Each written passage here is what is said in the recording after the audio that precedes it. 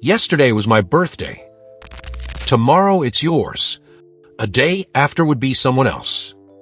Leap year, 365 and a quarter days, 20th century. What if I tell you that everything you know about time is wrong, and that you've been lied to all along? Well, we actually live in a lie. It's not me who said that, not even the moon or sun, but actually a 1775 Bible which reveals that everything we know about time is wrong.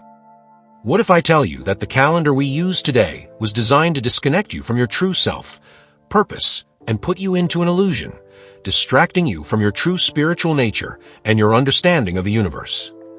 What makes yesterday different from today? Well, nothing. But as days pass, each new day makes you older without you even realizing it. Just like you're flipping across pages of the book, in just a blink, you're old and gone. But what if you realize you were disconnected from knowing your true self, understanding your true age? Well, let's delve deeper into this topic and unveil the hidden truth behind the calendar we use that changes everything we know about the cosmos. Nowadays, many ancient texts have been discovered, each telling a tale about the existence of humanity. Most of these books are sometimes classified as hoax or too sophisticated to get the accolades of someone in the 21st century. However, not every book must be seen in such way, as there are books that contain certain explanations capable of defying even the bravest, and one of these is the Bible written in the year 1775 AD. Did you know the first year in this Bible was in March, not January, and that the week begins on Sunday, not Monday, and even most surprisingly the year is made up of 13 months, not 12. I was amazed finding this and wanted to know more, so I asked, why did our calendar suddenly change? Who could have tampered with the dating system used by our ancestors since the foundation of the universe was laid, and why? What have we missed since the creation of this new calendar and the discarding of the old one? These questions kept me puzzled. For a long time, I wondered and decided to delve deeper into the mystery. The 13 months in a year. The idea of a calendar being 13 months sounds intriguing, right? However, many ancient civilizations considered and used the calendar not only as a natural dating system, but it was also considered to have spiritual meanings. The Hebrews, Egyptians, and Babylonians used the lunar calendar, which was based on the phases of the moon. Each month started with a new moon and lasted for 29.5 days, giving rise to a year of approximately 354 days, known as a lunar year. Balancing a lunar and solar year required an extra year to be added after several years, leading to a 13-month calendar. This wasn't done as a result of their advances in technology, but due to their deep interconnectedness with the natural world. The cyclic phases of the moon was seen as the eternal cycles of birth, growth, death, and rebirth. Every phase of the moon signifies a different energy level, having influence on the natural world, human psychology, and spiritual practices. However, this didn't last long. With the rise of the Roman Empire and spread of Christianity, the calendar was changed from a 13-month lunar calendar to a 12-month solar calendar. This shift caused a great transformation in the way humanity observed time. The Julian calendar, introduced in 45 BC by Julio Caesar, started the shift. The calendar was a solar calendar modeled to bring order and ease in predictions to the expanding of the Roman Empire territories. It had a standard of 12 months with 365.25 days in alignment with the solar cycle, rather than the lunar. This was not only done due to the need for accuracy, but also a shift in values from a natural cycle-based understanding of time to a linear structure. During Caesar's reign, the lunar calendar with its 13 months was thought to be too unpredictable and too fluid for his empire that wanted absolute control and uniformity. Only by adopting a solar calendar can the Romans have a rigid hold on the structure of time that can mirror the socio-political order they wanted to maintain. Since this shift occurred, the 13-month, which was a key part of the calendar, was removed. As a result, a bigger understanding of time and spirituality was lost. The shift from lunar calendar to solar calendar had clear consequences, for the 13-month calendar wasn't just all about indicating time, but actually sought to account for life as a continuous cycle, as birth, growth, and death were not just mere stages, but has a profound interconnectedness in a larger celestial sphere. The different phases of the moon is a visible evidence showing that all things in life are connected to one another, as every ending is followed by a new beginning, and that time is not linear but circular. Ever since we abandoned the 13-month calendar in favor of a 12-month calendar, we started to see time as a straight line of progression from past to future, not as a series of interconnected cycles, giving only a small room for fluid and interconnectedness that make up the lunar calendar. Diving deeper into the history of calendars, we begin to see patterns with huge gravity where spiritual principles and natural order were systematically removed and substituted by strong political and powerful religious authorities. This shift wasn't just about dates printed on a calendar, but how humanity, as a host and representative in the cosmos, have become disconnected from its origin itself. This disconnectedness leads us to ponder for the implications of this shift. How has the shift from a cyclilunar calendar to a linear solar calendar impacted the natural order, spirituality of humanity, and our relationship with the natural environment? The answers to these questions are both profound and unsettling.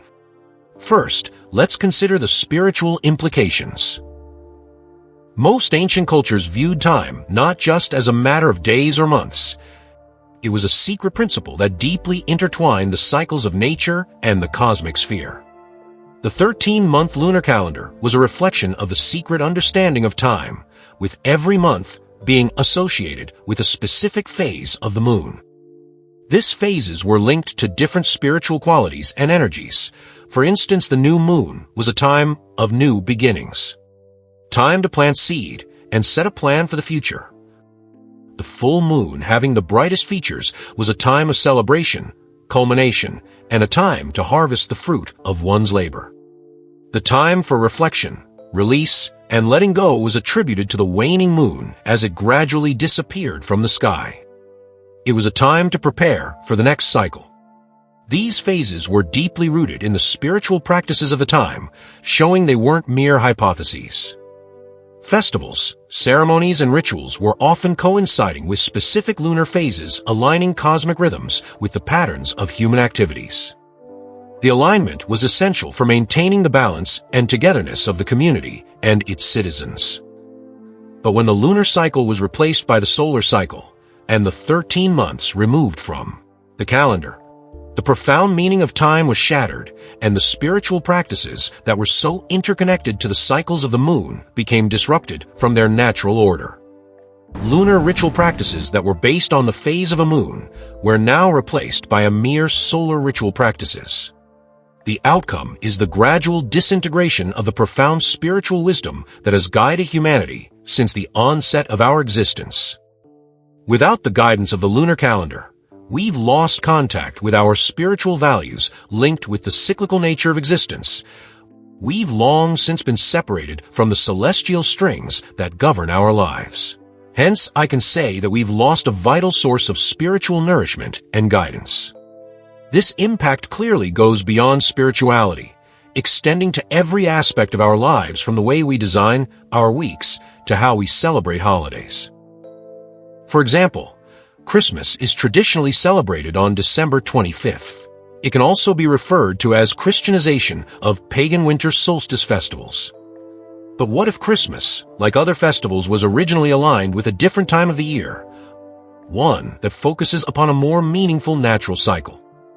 If March was the first month of the year, Christmas would fall on the 10th month, not at the end of the year, raising perplexing questions about the timing and origins of our most cherished traditions.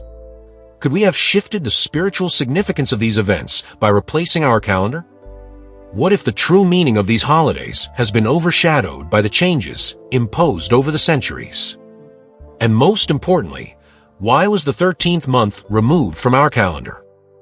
Since ancient times, the number 13 has always been attributed to fear and superstition, especially in Western cultures.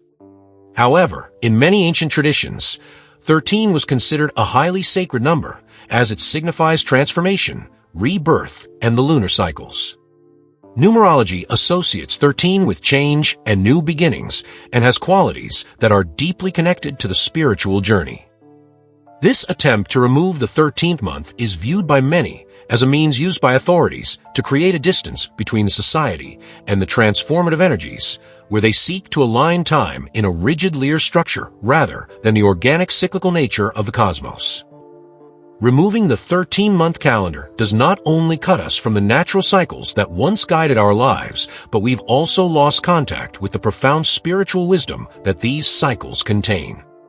The 13th month, which is associated with rebirth and transformation, was evident that life is an unending cycle of birth, growth, death, and change, without which our understanding of time is never dynamic, but rather static, free from the fluid and dynamic characteristics of the lunar calendar. But the consequences of this shift is beyond the spiritual realm and extends to the way we organize our lives, design our activities, and even understand our place in the universe. Reordering the days of the week.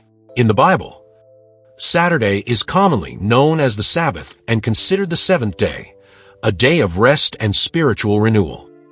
This tradition dates back to Judaism, where Saturday was marked as a sacred day, reflecting the biblical account of how God rested on the seventh day after creation. However, with the spread of Christianity and the baptism of Emperor Constantine into Christ, Sunday rose to prominence. Constantine was willing to unify his empire under one religion, so he decided to declare Sunday, the day of the sun, as the official day of rest and worship. His decision was not entirely based on a religious purpose, as he also designed the day in order to bring the Christian and pagans of the empire together. Aligning the day of worship with the sun was a symbol of great importance in many ancient traditions. Thus, with this fact, he can successfully merge two worlds. However, this too had profound spiritual implications. Sunday, originally attributed to the day of the sun and renewal, became the first day of the week, changing the focus from rest and spiritual renewal to creation and new beginnings. This led the weekly traditional order, with its deep spiritual importance, to be dismantled, and hence the flow of time and energy. This changes impacted the way time was seen and experienced, as the traditional 7-day system, which emphasized on rest and renewal, was replaced by a systematic approach that focused on work and productivity. Saturday, the last day of the week, and the day of rest, was pushed to edge, losing much of its spiritual importance, while Sunday, the first day, became a day of creation and action. It reflects a broader cultural changes, as societies that cared about rest, reflection, and spiritual renewal now prioritize work, productivity, and material success.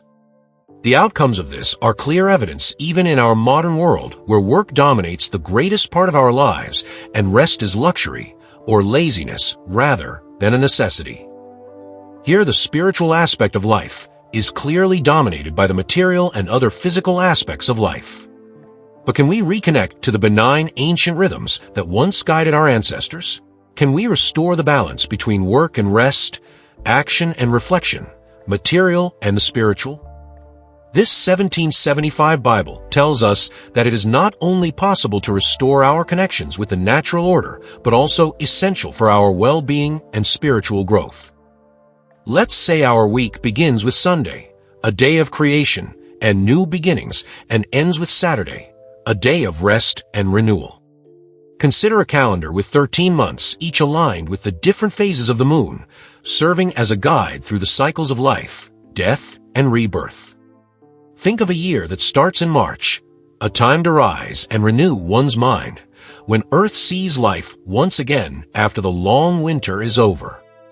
This dream can be a reality because time is no longer seen as a tool for marking days, but as a sacred hum that connects us to the cosmic sphere, the Earth, and to one another. To dominate with this notion, we've to study and understand the nature of the forces that shaped our understanding of time. This shift from lunar cycle to a solar cycle-based calendar wasn't just for practical reasons, but for the purpose of making successful moves and wins over a fast-growing empire. With a standard time, the Roman Empire was capable of controlling larger populations with ease. displace religious observances, and create a unique system of rule. But this ample move came at a cost. While trying to merge time with the solar calendar, the Roman Empire minimized the consequences of ruling out the cyclianar system, which was embodied with profound spiritual wisdom. Lunar cycles, which guided agricultural practices, religious festivals, and spiritual growth, were replaced by a rigid linear one that prioritizes control over connection. Today, the consequences are: time is often perceived as a series of schedules, deadlines, and appointments. A mentality that gives little time for reflection, renewal, or spiritual growth. We no longer have the abilities and knowledge about our role in the cosmos like our ancestors did. It wasn't supposed to be this way. The 1775 Bible offers us a glimpse into the different way of understanding time, that which is more aligned with the cycles of nature, patterns of the cosmic objects, and rhythms of the celestial sphere. With these, we can realign the balance and togetherness in our lives, reconnecting with the ancient wisdom that has been lost over time. Thus, we see that the way we measure time isn't just about how convenient it is, but how we connect to the natural environment around us. If we can reclaim this ancient wisdom, we may be sure to live a life of harmony with the natural world, to live in the cycle that governs our lives, and to rediscover the spiritual truths that have been obscured through the passage of time. Yet, despite all the proven benefits of rest, intentionally setting aside regular time for rest is a practice that has become undervalued and underappreciated in today's culture. We have become overworked, overstressed, and exhausted. Yet, Sabbath, which is setting aside one day each week for rest, remains a dying practice that less and less people practice regularly. Overlooking the importance of rest is certainly not unique to our modern society. But our culture has made it increasingly difficult to take rest without specific intentionality. Let's look into some of the factors prevalent in our modern society that argue against the idea of rest. Rest has become confused with laziness. We live in a society that praises those who work 60 hours per week and makes faulty assumptions about those who work 40. We have confused rest with laziness. And while too much rest may indeed be an indicator of sloth, the regular practice of finding rest is not. The desire for money has become unquenchable. Modern society loves money. We love it to a point that we will sacrifice much of ourselves to gain more of it. Some sacrifice morals, character, or family. Others consider rest a fair trade and will gladly sacrifice it at the altar of the almighty dollar. Success is measured incorrectly. Similarly, we have begun to measure success by the amount of cash in savings, the size of our homes, or the model of our cars. Unfortunately, this is a faulty measure of success. The true test of success should be measured in significance rather than success.